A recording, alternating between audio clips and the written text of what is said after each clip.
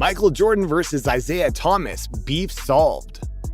What if Michael Jordan had played in the age of social media? It's a question as intriguing as it's unanswerable. But with the airing of The Last Dance during a global pandemic that has effectively paused the world as we know it, we've gotten a taste of how the biggest storylines from the NBA of yesteryear would play out in the theater of sports talk and debate television, podcast, Twitter, and the blogosphere. And one of them is Jordan's feud with Isiah Thomas, a story that forms the base of our discussion today. What happened? What inspired it?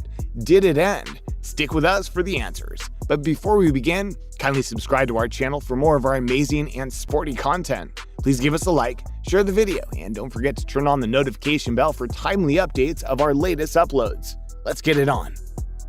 Episodes of The Last Dance, Jordan's famous documentary, covered a lot of ground about the Bulls, but most of the focus was on the several Chicago-Detroit series of the late 80s. The team's 1991 meeting in the Eastern Conference Finals saw Detroit coming off 3 straight trips to the NBA Finals, with 2 consecutive titles, before the Bulls swept them and began their own dynasty. That rivalry was exemplified in the documentary in several key moments between Michael Jordan and Isiah Thomas. The two were key players for their respective teams, and the biggest moment featured the Pistons walking off the court without shaking hands after the sweep by Chicago. Thomas tried to explain and rationalize the move in the documentary, but Jordan was having none of it. Time has been able to heal many NBA feuds, most notably beefs pitting Shaquille O'Neal against Kobe Bryant and Michael Jordan versus Thomas. But while Thomas described his relationship with Jordan as friendly about 5 years ago, it was revealed on the documentary that Jordan would beg to differ. "You can show me anything you want, there's no way you're going to convince me he wasn't an a-hole," Jordan said. Apparently the real beef started way before they set foot on the court. Per former Pistons player John Sally, Thomas's whole issue with Jordan started when Thomas's nephew, who's from Chicago, wore a Michael Jordan Bulls jersey around him. Isiah goes home and his nephew's wearing a Bulls jersey, a Michael Jordan Bulls jersey. He said, "Hey, what are you doing?" "We in Chicago, that's my team." It's his nephew. He was not really understanding that the great Isiah Thomas plays for Detroit. "We don't wear that. We wear this. But I'm from Chicago. I'm down with the Bull movement." Isiah was mad at that. Not to Michael personally. In his brain, every time I play against this dude, I'm going to try to go off, so my nephew sees this is the jersey you should wear. Never at Michael. But that's not all. Michael Jordan and Isiah Thomas beef centers around a handful of flashpoint moments throughout each of their careers. The 1985 All-Star Freezeout, which was not depicted or referenced in The Last Dance. The Pistons walk off without shaking hands after being swept by the Bulls in the 1991 Eastern Conference Finals, and Isiah Thomas's exclusion from the Dream Team, the 1992 Barcelona Olympics. A decision that has long been speculated Jordan played a part in. The latter 2 points of contention have been blown out across the sports media universe since episodes 3 and 4 of The Last Dance debuted, with episode 4 chronicling the Bulls' rivalry with the bad boy Pistons and the walk-off, and episode 5 detailing Thomas being left off the Dream Team.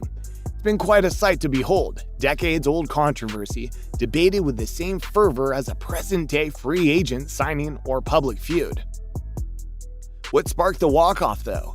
After falling to the Pistons in the postseason 2 years in a row, the Bulls finally dethroned their most heated rivals with a sweep in the 1991 Eastern Conference Finals. But the real trouble began when, with just under 10 seconds left in the decisive Game 4, most of the Pistons players, led by Bill Laimbeer and including Isiah Thomas, walked off their home floor without shaking the Bulls' hands. Accounts differ on the exact reasoning behind the move. Isiah sees it in a different light. "We had dethroned the Celtics, we had dethroned the Lakers, and we thought that we deserved a little bit of respect as a champion. Everyone and every team could play and act like the Pistons and adopt our philosophy, except the Pistons.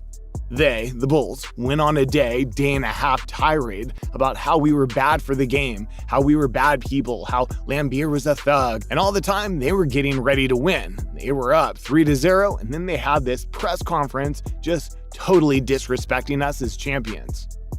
But Jordan takes none of it. "Well, I know it's all bull S. Whatever Thomas says now, you know it wasn't his true actions then. He's had time enough to think about it, or the reactions of the public has kind of changed his perspective on it. You can show me whatever you want. There's no way you can convince me he wasn't an a-hole.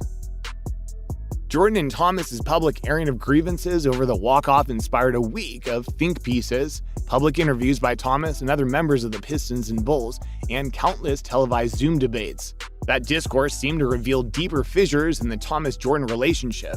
Isiah Thomas repeatedly expressed regret for the incident, saying he paid a heavy price for it, that he would do it differently if given a chance, and even apologizing to the city of Detroit. Had he known the scope of the ramifications of his actions, he said he would have done things differently.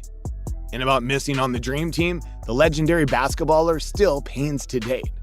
Being left off the Dream Team, that personally hurt me. In 1980, I was on the Olympic team. As a matter of fact, I was voted the Male Athlete of the Year in 1980 for the USA Olympic team. And the only thing that's missing from my resume is not being on the Dream Team.